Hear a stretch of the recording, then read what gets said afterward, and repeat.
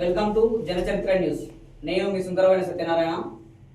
ఈరోజు ఎంతోమందికి రక్తదానం అందించి ఎంతోమంది ప్రాణాలను కాపాడినటువంటి ఒక వీర మహిళ మనతో ఉన్నారు. వారి యొక్క రాజకీయము, వారి యొక్క జీవిత విశేషాలు, అదేవిధంగా వీరు జనసేన పార్టీ నల్గొండ మున్సిపల్ కార్పొరేషన్లో పోటీ చేస్తున్నారు. అసలు వీరి యొక్క ముఖ్యమైనటువంటి మీ జీవితాన్ని గురించి మనం తెలుసుకునే ప్రయత్నం చేద్దాం. నమస్తే. అసలు మీ పూర్తి పేరు ఏమిటి, మీది ఏ ఊరు, మీ యొక్క కుటుంబ నేపథ్యం గురించి చెప్పండి. అందరికీ నమస్కారం అండి. మన నలుగురు ప్రజలందరికీ నా ఊరు వచ్చేసి నేను మిర్యాలగూడ అన్నగారు. నా చిన్నతనం అంతా కూడా మిర్యాలగూడలోనే కొనసాగింది. నాకు అమ్మ నాన్న, మేము 5 ఆడపిల్లలం. అమ్మ నాన్న ఇద్దరు కూడా చిన్నతనంలోనే నా 10 ఏళ్ల వయసులోనే చనిపోవడం అనేది జరిగింది. 5 ఆడపిల్లలం అయితే అందరూ కూడా నేను మా ఇంట్లో సెకండ్ కూతుర్ని. 5 ఆడపిల్లలం కాబట్టి అయితే అమ్మ నాన్న ఇద్దరు చనిపోతే మామయ్య వాళ్ళు ఏంటంటే ఎవరికి ఇవ్వాలి ఏంటి ఎలా సాదుకుందామంటే వారికి అందరికీ పిల్లలు ఉండడంతో మమ్మల్ని అందరికీ అయితే మీరు ముఖ్యంగా అమ్మ ఫౌండేషన్ అనేది ఏర్పాటు చేయడం జరిగింది. అసలు అమ్మ ఫౌండేషన్ అనేది ఏర్పాటు చేయాలనే ఆలోచన మీకు ఏ విధంగా కలిగింది? ఈ అమ్మ ఫౌండేషన్ అనేది చెప్పాను కదండి ఇప్పుడే, నా చిన్నతనంలోనే అమ్మ నాన్న ఇద్దరు చనిపోవడం అనేది జరిగింది. నా 10 ఏళ్ల వయసులోనే మా అమ్మ నాన్న ఇద్దరు కూడా ఇప్పటికి 26 సంవత్సరాలు అవుతుంది చనిపోయి కూడా.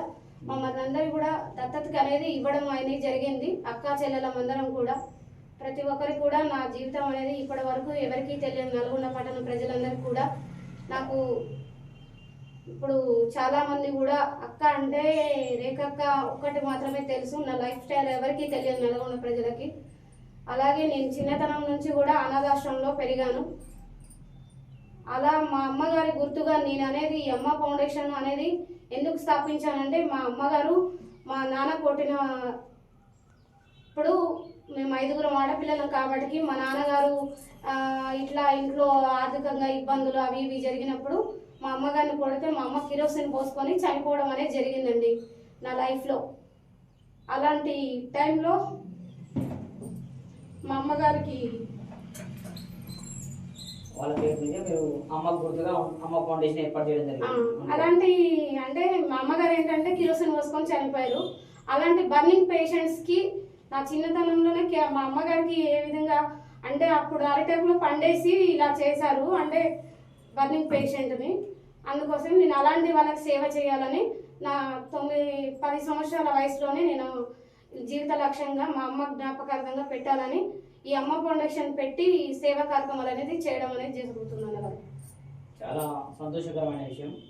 మీ అమ్మగారి యొక్క చిన్నతనంలోనే కోల్పోవడంతో అమ్మ విలువ తెలిసి మీరు అమ్మ ఫౌండేషన్ అనేది ఏర్పాటు చేయడం జరిగింది.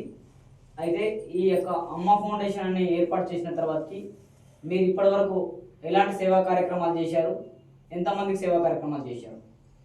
మేము ఈ ఫౌండేషన్ అనేది 2016లో అనేది స్టార్ట్ చేయడం అనేది జరిగింది అన్నగారు. అయితే కాకపోతే ఫౌండేషన్ రిజిస్ట్రేషన్ వచ్చేసి 2003లో చేశాము. అప్పటి నుంచి కూడా సేవ చేసుకుంటూ వస్తున్నాను. 2000 అంటే ఇప్పటి వరకు రక్తదానాలు 6000 పైగా ఇప్పించాను అన్నగారు. అలాగే ప్రెగ్నెన్సీ మహిళలు కానీ, యాక్సిడెంట్ అయిన వారికి కానీ, అలాగే 2 రాష్ట్రాల్లో కూడా ఎక్కడైనా మన అమ్మ ఫౌండేషన్ ద్వారా సేవా కార్యక్రమం అదే రక్తదానాలు ఎక్కడంటే అక్కడ ఇప్పించడం కూడా జరుగుతుంది. అలాగే నల్గొండలో మన ఫంక్షన్లో కూడా ఎక్కడైనా ఫుడ్ మిగిలిందంటే అది ఎవరు తీసుకుంటారు అనేది ఎవరికి కూడా తెలియదు మన నల్గొండ ప్రజలకి. చాలా వరకు కొన్ని ఫంక్షనాల్లో కూడా కొంతమంది మనకి హెల్ప్ చేసే వాళ్ళు, సురేష్ గుత్తా గారు కూడా ఎక్కడైనా ఫంక్షన్లో కూడా ఫుడ్ మిగిలిందంటే రేఖమ్మ గారు తీసుకొని ఇవి రోడ్ సైడ్ పీపుల్స్ కానీ ఇట్లా రోడ్డు మీద ఉండే అనాథలకు అభాగ్యులకు అనేది తీసుకొచ్చి ఆ ఫుడ్ను కూడా పంచడం అనేది జరిగింది అన్నగారు. అలాగే మా ఫౌండేషన్ ద్వారా చాలామంది కొంతమందికి కరోనా టైంలో నుంచి కూడా, అలాగే నా సొంతంగా మా టీమ్స్ తరపున కూడా చాలామంది ఒక 50 మంది దాకా అనాథ శవాలకు కూడా దాన సంస్కారాలు అనేది చేయడం జరిగింది. ఓకే, మీరు అనాథ శవాలకు కూడా అంత్యక్రియలు చేయడం జరిగింది. దాదాపు ఎంతమందికి అంత్యక్రియలు చేశారు? ఒక 50 మంది దాకా చేసాం అన్నగారు. 50 మంది. ఇప్పటి వరకు మీరు ఎంతమంది ప్రాణాలను కాపాడగలిగారు, ఎంతమందితో రక్తదానం చేయించారు? రక్తదానం వచ్చేసి చెప్తున్నా కదా అన్నగారు, 10 సంవత్సరాల నుంచి స్థాపించాము ఈ అమ్మ ఫౌండేషన్ నల్గొండలోనే. అలా ఇప్పటి వరకు 6,000 పైగా మేము రక్తదానం అనేది చేసాం మా టీం నుంచి కూడా. అలాగే అన్నదానాలు కూడా ఇప్పటి వరకు ఒక 20,000 పైగానే అయ్యాయి అన్నగారు. అలాగే పుట్టినరోజుల సందర్భంగా కానీ ఎవరైనా దాతలు కానీ ఏమైనా ఇట్లా బెడ్షీట్లు కానీ, చలికాలం వస్తే దుప్పట్లు పంపిణీ కానీ, వేసవికాలంలో కొన్ని చలివేంద్రాలు కూడా, ఇవన్నీ కూడా చేస్తూ నల్గొండలో సేవ చేస్తూ ఉన్నాం అన్నగారు మా అమ్మ ఫౌండేషన్ ద్వారా. మీకు ఇన్ని 10 సంవత్సరాలుగా మీరు ఫౌండేషన్ ఏర్పాటు చేసి నల్లగొండలో ఉన్నటువంటి అభాగ్యులకు, నిరాశ్రయులకు ఎంతోమందికి అన్నదానాలు చేయడం కానీ, అనారోగ్య పరిస్థితిలో ఉన్నప్పుడు, ప్రాణాపాయ స్థితిలో ఉన్నప్పుడు ఎంతోమంది ఈ యొక్క రోగులకు కూడా మీరు రక్తం అందించడం జరిగింది కదా. అదేవిధంగా మీకు ఇప్పుడు మీరు ఎక్కడ ఉంటున్నారు నల్గొండలో, మీకంటూ ఒక సొంత ఇల్లు అనేది ఏమైనా ఉన్నదా? మాకంటూ ఏం లేదన్నా, నేను చిన్నప్పటి నుంచి అనాథాశ్రమంలోనే పెరిగాను. మా సొంత అక్క చెల్లెలు కూడా ఎవరు ఎక్కడ ఉండాలనేది మాకు తెలియదు. అంటే మా అక్కగారు తెలుసు, ఎవరితో వాళ్ళతో పరిచయాలు ఏం లేవు. అంటే దత్తతకి ఇచ్చారు కాబట్టి వాళ్ళందరూ కూడా ఎవరు మాట్లాడరు. చాలా వరకు మా సిస్టర్ ఒకరు తెలుసు, మిర్యాలగూడలో ఉంటారు, వాళ్ళు మాత్రమే నాకు పరిచయము. కానీ నేను నల్గొండలో ఇక్కడ మన బోయవాడలో ఉంటాను. 47 వార్డులో ఉండి ఈ అనేక సేవా కార్యక్రమాలు అనేది చేస్తున్నాను. నాకంటూ ఇప్పటి వరకు ఇన్ని సేవా కార్యక్రమాలు చేస్తున్నా కానీ ఏ వార్డులో, మా వార్డు కూడా ఎవరు కూడా నాకు ఎలాంటి హెల్ప్ కూడా చెయ్యలేదు. ఇప్పటి వరకు నాకు సొంత ఇల్లు లేదు. ఇప్పటి వరకు నేను ఒంటరిగానే జీవిస్తున్నాను. ఈ వార్డులో ఎవరైనా అడిగినా చెప్తారు. అలాగే నాకు సొంత ఇల్లు, ఒక ఒంటరి మహిళ పింఛన్ కానీ ఎలాంటిది కూడా ఆర్థిక సాయం అనేది మన ప్రభుత్వం నుంచి నాకు ఎలాంటిది రాలేదన్నగారు. మీరు అసలు ప్రభుత్వానికి దరఖాస్తు చేసుకున్నారా? ఇప్పటి వరకు మీరు పోయి పెన్షన్ అడగడం కానీ, ఇల్లుకు సంబంధించింది కానీ సంబంధిత అధికారులకు పోయి ఎప్పుడైనా మీరు అడిగిరా? మేము అడిగామన్నగారు. ఇంతకుముందు కూడా ఉన్న మన కలెక్టర్ గారు కూడా మేము అందరికీ తెలుసు.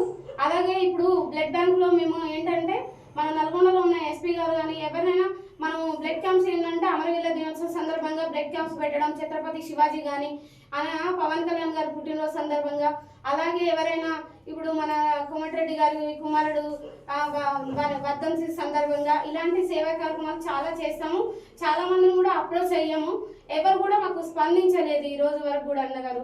మేమంటూ మా ఫౌండేషన్లో ఉన్న 7 సభ్యులు మాత్రమే మా సొంత డబ్బుతోనే తలా కొంచెము మా నెల వచ్చే శాలీలో అవి తీసుకొని ఇవన్నీ కూడా సేవ చేస్తూ ఉన్నాము. అలాగే మేము ఫుడ్ ఎక్కడైనా ఫంక్షన్లో మిగిలినప్పుడు తీసుకొస్తున్నప్పుడు అక్కడ ఉన్న దాతలు కూడా, మేడం మీరు ఇలాంటి ఫుడ్ తీసుకెళ్తున్నారు, మీకు ఇలా తీసుకెళ్ళినప్పుడు వెహికల్కో దానికో ఖర్చులకి కావాలన్నప్పుడు అక్కడ కొంతమంది మనకు ఇప్పుడు బ్లడ్ డొనేషన్ తీసుకున్న వాళ్ళు కానీ దాతలు కానీ వాళ్ళు ఉంటారు కదా, అలాంటి వాళ్ళు అనేది మాకు చాలా మందికి సహాయం అనేది చేయడం, వాళ్ళ నుంచి వెహికల్కి పెట్రోల్కి ఒక 500 ఇలా. అలాగే ఎవరైనా రోడ్డు మీద ఎవరైనా తప్పిపోయిన వాళ్ళు కూడా కొంతమందికి నిరాశలకి వాళ్ళకి ఆశ్రమం లేనప్పుడు కూడా అలాంటి వాళ్ళకి మన 2 టౌన్ నుంచి చాలా ఫోన్లు వచ్చి అలాంటి వాళ్ళని కూడా మనకి పోలీస్ వారి ఆధ్వర్యంలో వారి సహకారంతో మన అమ్మ ఫౌండేషన్ వాళ్ళు తీసుకెళ్ళి వారిని మన చౌటుప్పల్లో ఉన్న అమ్మ నాన్న అనాథాశ్రమంలో కూడా మేము జాయిన్ చేయడం అనేది జరిగిందండి. అలాంటి సహకరిస్తున్నారు చాలా మంది, కొంచెం మంది వరకు.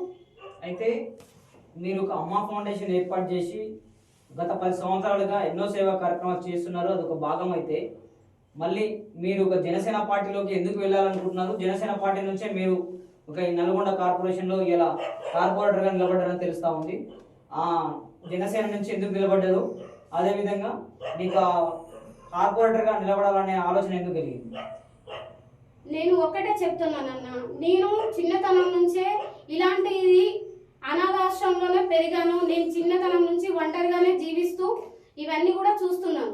పవన్ కళ్యాణ్ గారు ఏంటంటే తను ఎంతో మంది పేదలకి కూడా హెల్ప్ చేయడం కానీ ఇలాంటివి కానీ ప్రభుత్వంకి ఇప్పుడు సారు ఎన్నోసార్లు 2 సార్లు ఇప్పుడు పార్టీ పెట్టారు 2014లో జనసేన పార్టీని. అప్పటి నుంచి సారు చాలా బాగా చేస్తున్నారు.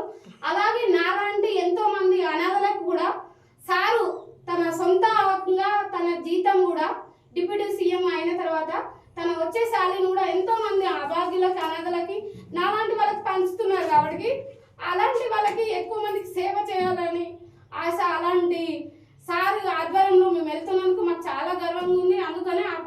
వెళ్ళాలని అనుకున్నాను. అలాగే మా శంకరన్న గౌడ్ గారు మన రాష్ట్ర అధ్యక్షులు, మన తెలంగాణ అధ్యక్షులు మా సతీష్ అన్నారెడ్డి, మన నల్గొండ ఇన్ఛార్జ్, వారి ఆధ్వర్యంలో మేము జనసేన పార్టీ నుంచి వారు మాకు బీఫామ్ కూడా ఇవ్వడం అనేది జరిగింది అన్నగారు. మేము అందుకనే ఈ పార్టీలో పోటీ చేస్తున్నాను. అలాగే ఎందుకంటే ఈరోజు నేను ఒక ఒంటరి మహిళని.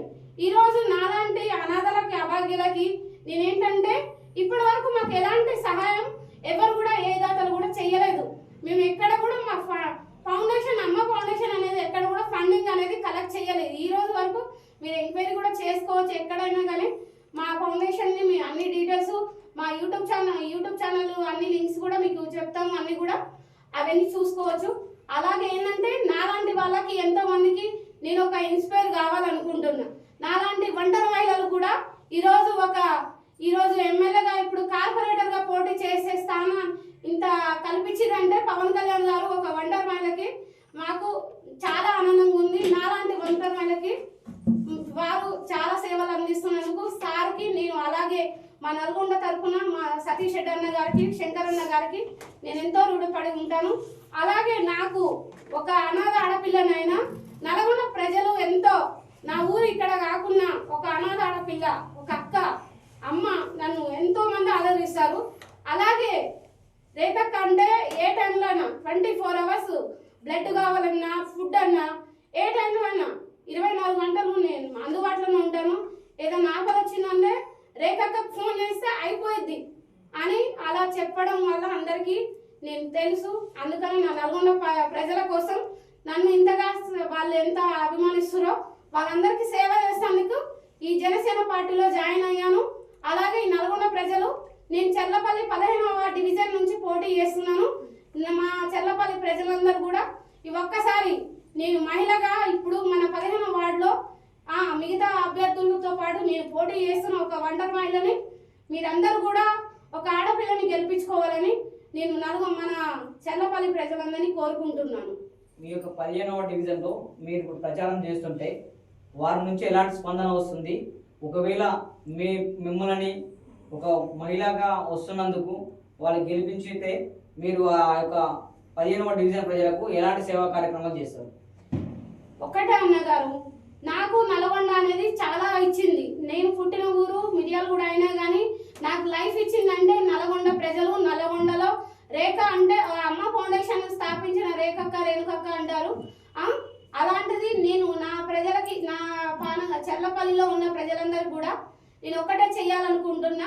చాలా సమస్యలు ఉన్నాయి. అలాగే రోడ్లు చాలా వరకు ఇప్పటి వరకు పాత ఉన్న వాళ్ళు కూడా ఎవరు కూడా వార్డులో ఉన్న కౌన్సిలర్ కూడా ఇంత ముందుకు వెయ్యలేదు. ఆ రోడ్లు, వీధి దీపాలు కూడా, అలాగే మన రజక సోదరులకి ఒక భవనం కూడా కావాలనుకున్నారు, అది కూడా నిర్మిస్తాము. అలాగే ఏంటంటే చాలా మంది కూడా ఆ రైతులకు కూడా ఏదైనా ఇప్పుడు వీర్య సమస్య కానీ అలాంటివి కూడా ఉన్నవి. అలాగే ఏంటంటే కొన్ని నా సొంతంగా నేను ఒకటి అనుకున్నాను అన్నగారు, నేనేంటంటే నాకు గవర్నమెంట్ నుంచి నాకు ఇల్లు వస్తే నేను అనుకున్నాను, నేను చనిపోయిన తర్వాత ఎవరు ఇంట్లో ఉండదు, ఇవ్వరు కిరాయికి, అనాథ శవమని తీసేస్తారు. అలాంటి వాళ్ళకి నా చెర్లపల్లిలో ఎవరైనా ఉన్నా కానీ ఒకటి 2 ఇళ్ళలో కాకుండా అలాంటి వాళ్ళకి ఒకటి కట్టించి వాళ్ళు దానం చేసుకోవడానికి కూడా అక్కడ ఏర్పాటు అనేది నా సొంతంగా చేయాలనుకుంటున్నాను ఆలోచన.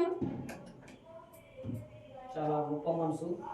రేఖ గారు ఒక 10 సంవత్సరాల సంది ఒక అమ్మ ఫౌండేషన్ ఏర్పాటు చేసి, చింతకాయల రేణుక గారు తన చిన్నతనంలోనే 10 ఏళ్ల వయసులోనే తన తల్లి చనిపోవడంతో తల్లిదండ్రులు ఎవరు లేక ఆమె తల్లిగారి ప్రేమతో గుర్తుగా అమ్మ ఫౌండేషన్ ఏర్పాటు చేసి అనేకమైనటువంటి, ఇప్పుడు చూసినట్లయితే దాదాపు 6,000 మందితో రక్తదానాలు చేయించి ఎంతోమంది ప్రాణాలను కాపాడినటువంటి ఈ యొక్క రేణుక గారు, వారికి కూడా ఇప్పటి వరకు కూడా నల్లగొండలో ఆమెకి సొంత ఇల్లు కానీ సొంత భూమి కానీ లేకపోవడం చాలా బాధాకరమైన విషయం. తన తుది శ్వాస వరకు కూడా ఆమెకు సేవా కార్యక్రమాలే ఆమె ప్రాణంగా పెట్టుకొని చేస్తూ ఉంది. అలాంటి సేవకురాలకి, వీర సైనికురాలకి ఈ యొక్క ప్రభుత్వం గుర్తించి వెంటనే అర్హులలో మొట్టమొదటి మహిళ రేణుక గారు. ఈమెకి తక్షణమే ఈ యొక్క ప్రభుత్వం గుర్తించి, కలెక్టర్ గారు కానీ అధికారులు కానీ గుర్తించి ఈమెకు ఒక ఇల్లుని ప్రభుత్వం నిర్మించి ఇవ్వాలని, అదేవిధంగా ఈమె ఎక్కడైతే ఈ యొక్క ప్రత్యేకంగా సేవా కార్యక్రమం కోసమే, సేవ చేయడం కోసమే, మరిన్ని సేవలు చేసేందుకే కార్పొరేటర్గా నిలబడాలని చెప్తా ఉన్నది. వారిని కూడా ఆ యొక్క ప్రజలు కూడా ఆమెని ఆశీర్వదించి మెజార్టీతో గెలిపించాలని కోరుకుంటున్నాం. జనసేన న్యూస్ నుంచి, మన జేఏ న్యూస్ తరపు నుంచి కోరుకుంటా ఉన్నాం. ముఖ్యంగా మీరు ఇక్కడికి వచ్చి ఈ జనచరిత్ర న్యూస్ నుంచి మీ యొక్క 15వ డివిజన్ ప్రజలకు ఏ విధమైన సూచనలు చెప్తా ఉన్నారు ఫైనల్గా? ఏం లేదండి, ఎప్పుడు కూడా కొత్త వారు, ఇప్పుడు పాత వాళ్ళు మీరు ఏ విధంగా అనేది మీరు చూసే ఉన్నారు ఆల్రెడీ ప్రభుత్వంలో ఇంతకుముందు కూడా. ఒక్కసారి నాకు ఛాన్స్ ఇవ్వండి. నాకంటూ ఒక ఏమీ లేదు. నేను ఇప్పటి వరకు కూడా చిన్నతనం నుంచి ఎన్నో బాధలు చూసి వచ్చాను, ఒంటరిగానే బతుకుతున్నాను. నేను కూడా ఇప్పటికి కూడా నేను ఏదో సంపాదించుకోవడానికి రావట్లేదు, నేను పెళ్లి కూడా చేసుకోలేదు. అలాగే ఎన్నో కార్యక్రమాలు చేస్తూ ఈ సమాజం కోసమే బతుకుతున్నాను నా చిన్నతనం నుంచి కూడా. ఇప్పుడు కూడా మీరు గెలిపిస్తే మన 15వ వార్డుని ఏ విధంగా అయితే అభివృద్ధి చేసి ఇప్పటి వరకు నల్గొండ ప్రజల్లో అమ్మ ఫౌండేషన్ ఎలాగైతే తీసుకొచ్చి అనేక సేవా కార్యక్రమాలు చేశానో, అలాగే మన చెల్లపల్లిలో ఉన్న ప్రజలందరూ కూడా నేను హామీ ఇస్తున్నాను. ఎమ్మటే మీకు 24 గంటల్లో ఎప్పుడు ఏది కావాలన్నా మీ వెంటనే ఉంటా. మీ ఏరియాలో ఎప్పుడు ఏది కావాలన్నా ఇస్తాను. అలాగే మన వార్డులో కూడా నేను నా సొంతంగా కూడా మేము వచ్చిన తర్వాత ఒకవేళ నా తరఫున మన వార్డులో ప్రతి నెల 2 నెలలకు ఒకసారి మన వార్డులో ఉన్న వాళ్ళందరికీ కూడా మెడికల్ క్యాంప్స్, మెడికల్ చెకప్స్, అలాగే మన వార్డులో ఉండే వాళ్ళందరికీ కూడా ఎవరైనా ఇప్పుడు గవర్నమెంట్ కానీ ప్రైవేట్లో హాస్పిటల్లో బ్లడ్ కావాలన్నా నేను ఈరోజు గెలిచినా ఓడినా కానీ ఖచ్చితంగా చెల్లపల్లి నుంచి కాదు, ఎవరికైనా ఎక్కడైనా బ్లడ్ అందిస్తాను. మీ ఎప్పుడు కావాలన్నా ఎనీ టైము మీరు వినియోగించుకోవచ్చు. అలాగే ఇంతకుముందు కూడా మన చెల్లపల్లిలో కూడా ఒకతను మతి సీమితం లేక చెల్లపల్లి నుంచి తిప్పత్తి వరకు తను తప్పిపోయినప్పుడు కూడా చెల్లపల్లి అతను ఏంటంటే రోడ్డు మీద నడుచుకుంటూ వెళ్తూ ఒక ఆటో కొట్టేశాడని ఫోన్ వచ్చింది. తిప్పత్తి నుంచి ఒక కానిస్టేబుల్ గారు ఫోన్ చేసి మన అమ్మ ఫౌండేషన్కి ఇన్ఫర్మేషన్ ఇస్తే నేను నల్గొండ గవర్నమెంట్ హాస్పిటల్లో తీసుకొచ్చి తనని 3 డేస్ దాకా తనని వీడియోలు తీసి సోషల్ మీడియాలో పెట్టి దాని ద్వారా వాళ్ళకి చెల్లపల్లి పర్సన్ అనేది నాకు తెలిసిన తర్వాత వాళ్ళ ఫ్యామిలీ మెంబర్స్ కూడా వాళ్ళ భార్య వాళ్ళ కుమారుడు వచ్చి మమ్మల్ని చాలా బాగా అమ్మ బిడ్డ అతను మా హస్బెండ్ మేడం ఈ విధంగాని చాలా ఆప్యాయంగా మాట్లాడారమ్మా. ఇలా వెళ్ళారని మాకు తెలుసు, కానీ ఎక్కడ పోయారనేది చూడలేదు, మీరు తీసుకురావడం బాగుందని మమ్మల్ని చాలా బాగా చెప్పారు. అలాంటి నా ప్రజలకి నేను ఏమీ తెలియనప్పుడే మన చెల్లపల్లికి ఎన్నో సేవ చేస్తున్నాను. అలాగే ఇప్పుడు నన్ను గెలిపించారంటే మన చెల్లపల్లి ప్రజలకి ఇంకా ఎక్కువ సేవా కార్యక్రమాలు చేస్తూ మీ ప్రజలలానే ఉంటాను. నేను ఎప్పుడు కూడా మన చెల్లపల్లిని ఎంతో అభివృద్ధి చేసుకున్నాం. మన పవన్ కళ్యాణ్ గారు ఏ విధంగా అనాథలకు కానీ అభాగ్యులకు కానీ ఎప్పుడైతే ఒక మాట ఇచ్చారంటే ఈరోజు ఒక స్థానాన్ని కల్పించారు. ఒక ఒంటరి మహిళ అనాథ ఆడపిల్లకి ఈరోజు మన పవన్ కళ్యాణ్ గారు ఒక కార్పొరేటర్గా ఒక బీఫామ్ ఇవ్వడం అనేది నాకు చాలా బాగా అనిపించింది. అలాంటి మనిషికి, అలాంటి ఎంతో మందికి తనకి ఏ పదవి లేనప్పుడే ఎంతో మందికి ఎన్ని వేల మందికి కొన్ని కోట్లని ఖర్చు పెట్టారు. సార్ కావాలనుకుంటే సినిమాలలో కూడా నటించిన అలాంటి డబ్బును కూడా తీసుకొచ్చి ప్రజలకి తను సేవ చేస్తున్నారు. అలాంటి పవన్ కళ్యాణ్ నాయకత్వంలో నేను నడుస్తున్నందుకు నాకు చాలా సంతోషంగా ఉంది. అలాంటి నాయకత్వాన్ని నేను కూడా మన చెల్లపల్లి ప్రజలందరికీ నేను అందిస్తానని మనస్ఫూర్తిగా కోరుకుంటున్నా. మన చెల్లపల్లి ప్రజలందరూ ఒక్కసారి మీ ఆడబిడ్డని, మీ అమ్మని, మీ చెల్లని అందరూ ఒక్కసారికి నన్ను గెలిపించి మన చెల్లపల్లిని డెవలప్ చేసుకుందామని కోరుకుంటున్నాను. జేఎన్ న్యూస్ పిలవగానే ఇక్కడికి వచ్చి వారి యొక్క సేవా కార్యక్రమాలను, అదేవిధంగా వారు ఈ సమాజ అభివృద్ధి కోసం చేస్తున్నటువంటి ఎన్నో విషయాలను తెలియజేసినటువంటి చింతకాయల రేణుకకు ప్రత్యేకమైనటువంటి ధన్యవాదాలు తెలియజేస్తా ఉన్నాం. మీరు ఖచ్చితంగా కార్పొరేటర్ అయి మళ్ళీ మా స్టూడియోకి వచ్చి ఇంటర్వ్యూ ఇవ్వాలని భగవంతుని కోరుకుంటున్నాం. ధన్యవాదాలు.